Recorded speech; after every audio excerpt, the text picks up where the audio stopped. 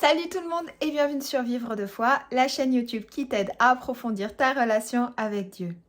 Si tu ne me connais pas, bienvenue par ici. Je m'appelle Océane, j'ai 33 ans. Je suis apprentie pasteur en Allemagne et étudiante en théologie. Cette chaîne, c'est ma passion.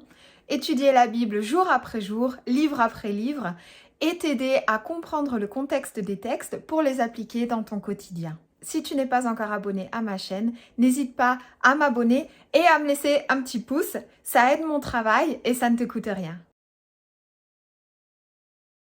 Aujourd'hui, on continue avec l'évangile de Matthieu qu'on a débuté mi-janvier au chapitre 1. On en est aujourd'hui au chapitre 9, du verset 18 à 26. Je lis d'abord le texte et après on en parle. Pendant que Jésus leur disait cela, un responsable juif arriva, se prosterna devant lui et lui dit : « Ma fille vient de mourir, mais viens lui imposer les mains et elle revivra. » Jésus se leva et le suivit avec ses disciples. À ce moment, une femme qui souffrait d'hémorragie depuis 12 ans s'approcha de lui par derrière et toucha la frange de son vêtement. Elle se disait : « Si seulement j'arrive à toucher son vêtement, je serai guérie. » Jésus se retourna et, quand il l'aperçut, il lui dit : « Prends courage, ma fille, parce que tu as eu foi en moi, tu es guérie. » À l'instant même, la femme fut guérie. Lorsque Jésus arriva à la maison du responsable juif, il vit des joueurs de flûte et toute une foule agitée. Alors il leur dit : « Retirez-vous, la fillette n'est pas morte, elle est seulement endormie. » Mais les gens se moquaient de lui. Lorsqu'il eut fait mettre tout le monde dehors, il entra dans la chambre, prit la main de la jeune fille et elle se leva. La nouvelle de ce qui s'était passé fit le tour de toute la contrée. Alors dans ce passage, on a en fait deux histoires en une. Déjà, on voit qu'un des responsables juifs reconnaît l'autorité de Jésus et est tellement désespéré qu'il va voir Jésus pour faire guérir sa fille, puisque sa fille vient de mourir. L'évangile de Marc, il note le nom de ce responsable, il s'appelle Jairus. Ce qui est intéressant, c'est que Jésus, il est sur le chemin pour aller guérir cette jeune fille, et sur son chemin, il est tellement connu qu'il y a une foule qui s'ameut autour de lui, et cette femme qui a atteint d'hémorragie, elle essaye de le toucher et elle le touche pour être guérie. Alors, hémorragie, il ne faut pas que tu comprennes ça comme une hémorragie, tu as eu un accident et tu pisses le sang, etc. En fait, il y a des écrits qui témoignent qu'on parle là d'une femme qui a eu ses règles pendant 12 ans sans s'arrêter. Et ce qui était à cette époque-là extrêmement grave, puisqu'une femme, quand elle avait ses règles, elle était considérée comme impure. Une femme qui avait ses règles, elle n'avait pas le droit de sortir de chez elle, elle n'avait pas le droit de parler aux autres. C'était une femme qui était considérée donc comme impure et qui était séparée en fait de la vie en société. Elle ne pouvait pas se marier, elle ne pouvait pas avoir d'enfants. Et à cette époque-là, le mariage et le fait d'avoir des enfants était pour une femme extrêmement important. C'était une garantie de vie en fait, puisque c'était l'homme qui subvenait aux besoins. Et donc là, quand il est stipulé dans le texte que Jésus, il comprend la situation dramatique de cette femme, c'est à cause de cette culture. Si c'est une femme qui a pendant 12 ans ses règles, qu'elle est considérée comme impure. Et c'était synonyme de mort en fait. Pour une femme à cette époque-là, dans la société de l'époque, c'était le pire qui puisse arriver en tant que femme en fait. Et ce qui est fort, c'est que elle essaye d'approcher Jésus. On l'a vu dans la vidéo précédente, Jésus, il a mangé avec des pécheurs. Il a mangé avec Matthieu et l'entourage de Matthieu. Les pharisiens et les disciples de Jean-Baptiste lui ont posé des questions, etc. Et je pense que Jésus était très connu pour ne pas avoir peur d'être touché par les personnes considérées comme impures, puisque cette femme, bien qu'elle soit depuis des années, entre guillemets, rejetée de la société, à cause de cette impureté, à cause du fait de saigner, elle touche quand même le vêtement de Jésus. Elle sort, elle va dans la rue et elle touche le vêtement de Jésus.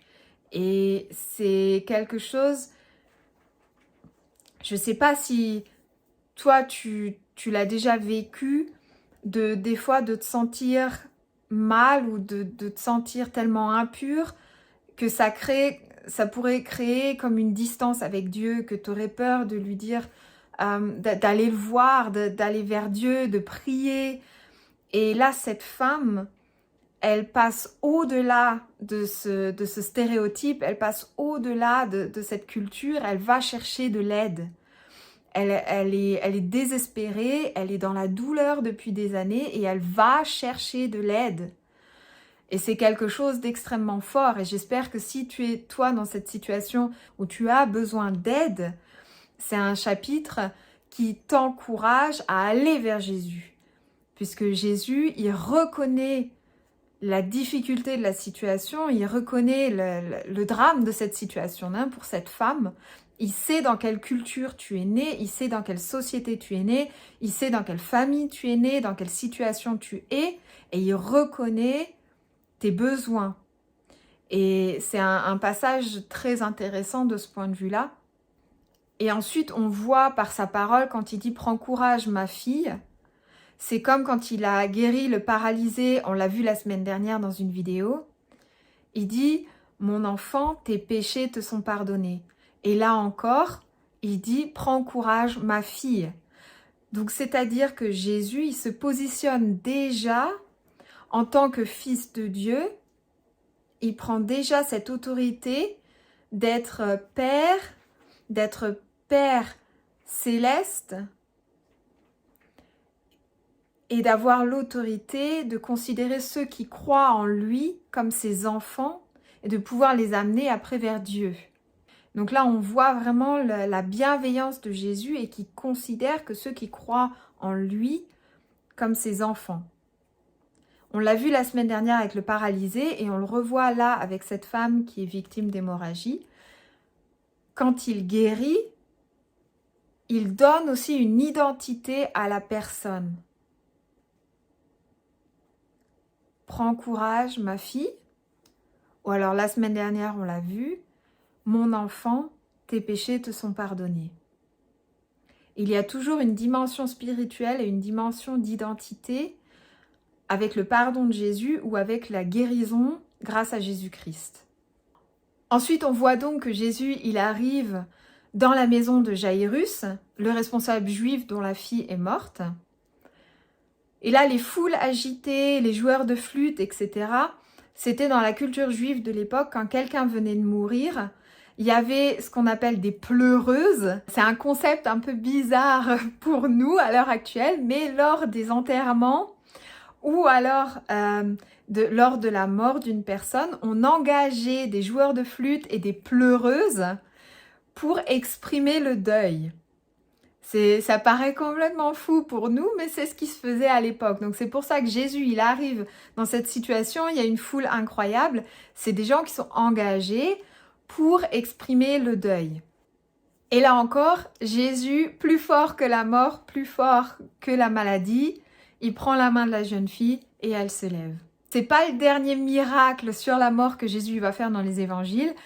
Pour ceux qui ne connaissent pas encore les évangiles, vous allez le voir dans les chapitres suivants. Jésus, il va ressusciter encore d'autres personnes. Ce que je trouve très intéressant dans ce chapitre, c'est que Jésus, il fait les miracles, mais à chaque fois, ça part du fait que la personne, elle aille vers lui et elle lui demande et elle lui dise ce qu'elle a besoin. Je ne sais pas si vous avez remarqué dans les chapitres précédents qu'on a vus ensemble, par exemple, quand Jésus, il a guéri le paralysé, ou alors la belle-mère de Pierre, là, la femme victime d'hémorragie, la petite fille qui est morte, soit ce sont ces personnes mêmes qui ont été vers lui, soit quelqu'un de leur entourage, qui ont été vers Jésus et qui ont demandé guérison, ou alors résurrection. Je ne sais pas si tu connais déjà Jésus, je ne sais pas si tu es déjà chrétien, mais si tu t'intéresses à Jésus-Christ, si tu t'intéresses à la foi chrétienne, sache que Dieu, il ne va pas s'imposer à toi. Il va se montrer, mais il va te laisser le choix. Et sache que si tu veux quelque chose, va vers Dieu. Dieu, il est tout-puissant et il peut faire des miracles. Est-ce que là, ces guérisons, elles nous montrent ce sont des personnes qui sont, on appelle ça en allemand, passées au-dessus de leurs ombres, c'est-à-dire qu'elles ont quitté leur zone de confort et qu'elles ont été vers Jésus, qu'elles se sont rendues, entre guillemets, vulnérables, qu'elles ont pris le risque d'être rejetées. Là, cette personne, par exemple, victime d'hémorragie, elle a pris le risque d'être rejetée parce qu'elle était à la base considérée comme impure, mais Jésus ne l'a pas rejetée. Au contraire, il lui donne l'identité « ma fille ». Et c'est quelque chose de très fort que nous montrent les évangiles. Va vers Jésus. Le premier pas de ta guérison, le premier pas de ton espoir, le premier pas de ta résurrection, entre guillemets, c'est que toi-même, tu ailles vers lui. Allez, on termine cette vidéo avec la prière.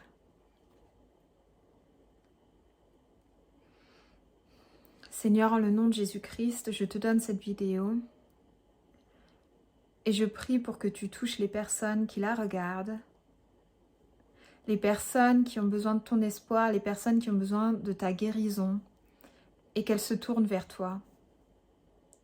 Jésus-Christ, je bénis toutes les personnes qui regardent cette vidéo en ton nom, avec la guérison et la résurrection dont elles ont besoin. Je prie pour elles pour une nouvelle vie. Je prie pour elles pour vraiment un souffle de vie de ta part, qui leur redonne confiance, qui leur redonne espoir, qui leur redonne de la paix, qui leur donne une vision pour leur futur. Je prie pour que tu guérisses leurs maux, leurs douleurs, et que tu les inspires à la vie. Jésus-Christ, en ton nom, je prie pour que tous ceux qui regardent cette vidéo aient vraiment confiance en toi et croient en toi, croient en tes miracles, croient en ta guérison. Et je prie pour que les personnes qui ont besoin de faire un pas vers toi, qu'elles le fassent, qu'elles prennent le courage de faire un pas vers toi. En ton nom, Jésus-Christ. Amen. Les amis, on se revoit demain pour une nouvelle vidéo. N'hésite pas à abonner ma chaîne. Salut!